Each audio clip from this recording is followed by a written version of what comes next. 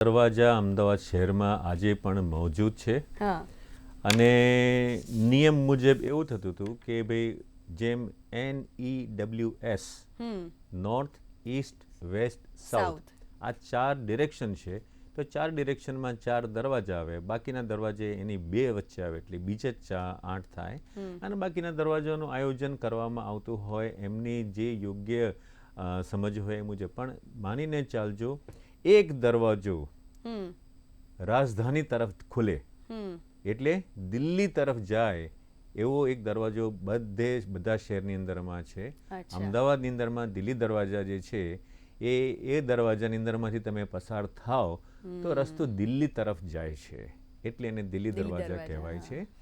અને એની પહેલાં ઈડરિયો દરવાજો એ દરવાજાનું નામ હતું. આજે તમે જુઓ ને, ઈડર પણ ઉત્તરની દિશામાં જ છે. હવે એટલા માટે ઈડરિયો દરવાજો કહેતા કે અમદાવાદની અંદરમાં જેટલી પણ ઐતિહાસિક ઇમારતો બની છે એનો પથ્થર, રેતાળ પથ્થર, સેન્ડસ્ટોન ઈડરથી જ આવેલો છે. એટલે પથ્થર ત્યાંથી ટ્રાન્સપોર્ટ થઈને આવતો હોય અને અંદર આવે એટલે કે ક્યાંથી પથ્થર આવે તો કે ઈડર બાજુથી, એટલે દરવાજાનું નામ પણ ઈડર થયું. અને ત્યારબાદ સહેજ આપણે અંગ્રેજીમાં બોલ થયા એટલે એને દિલ્હી દરવાજા તરીકે આપણે એને સ્વીકાર કર્યો છે. 12 દરવાજા અમદાવાદ શહેરના છે અને 5 કુવા જેની અંદરમાં અમે લોકો દરવાજાની ઉપર ચડીને યાત્રા શરૂ કરીએ છીએ. અમદાવાદની ક્રાંતિ યાત્રા એ પણ અદ્ભુત યાત્રા છે, એ પણ અદ્ભુત દરવાજો છે. 5 કુવા એટલે દરવાજા નથી, ત્યાં 5 કુવા આજે પણ મોજૂદ છે, જોવા મળી શકે એ છે, હયાત છે. એ સિવાય ખાંજા ગેટ છે, દરિયાખાન, એટલે જે લોકો સારા સુબાઓ હતા કે જે લોકોએ રાજ્યની અંદરમાં હંમેશા વખતે ખૂબ સારું કામ કરેલું છે એમના નામથી પણ દરવાજા બનેલા છે, એમના નામથી પણ એરિયાનું નામ છે. 3 દરવાજા બધાએ લોકોએ જવું જોઈએ.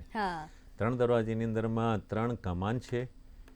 તો પહેલી કમાનની અંદરમાં એક બહુ સરસ શિલાલેખ લાગેલો છે અંગ્રેજી અને ગુજરાતીમાં. તો આપણને એમ થાય કે 14મી સદીમાં 11માં એ વખતે શિલાલેખ અંગ્રેજીમાં ક્યાંથી આવી ગયો? તો એનું જે ઓરિજિનલ લખાણ છે એ મેઇન કમાનની અંદરમાં જોવા મળે છે.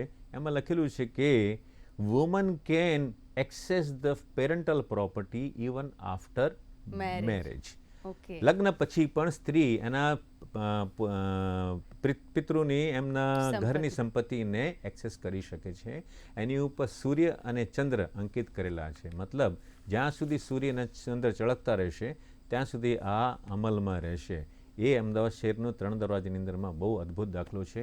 ત્યાં નાનો દીપક પણ ચાલે છે, લેમ્પ પણ ચાલુ રહે છે. એ આપણી પોતપોતાની બતાવે છે કે અમદાવાદ શહેર કેટલું પ્રોસ્પરસ હતું, એની પ્રેઝન્સ બતાવે છે. લક્ષ્મીજીની ત્યાં પ્રેઝન્સ છે. અને એ પણ જે સાર સંભાળ રાખે છે એ મુસ્લિમ પરિવાર છે.